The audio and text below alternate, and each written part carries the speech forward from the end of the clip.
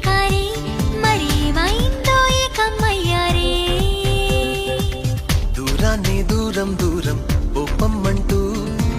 చిత్రంగా చేతులు కలిపారే ఇది మనసు చేసిన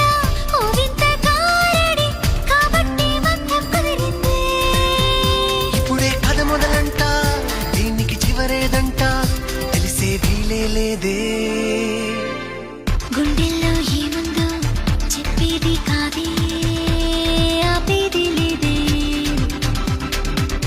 ఏ రోజేం చెయ్యాలో ఆలోచిస్తుంది నీకంటే ముందే ఈ మనసుది ఎగసి పడే అలల గుణం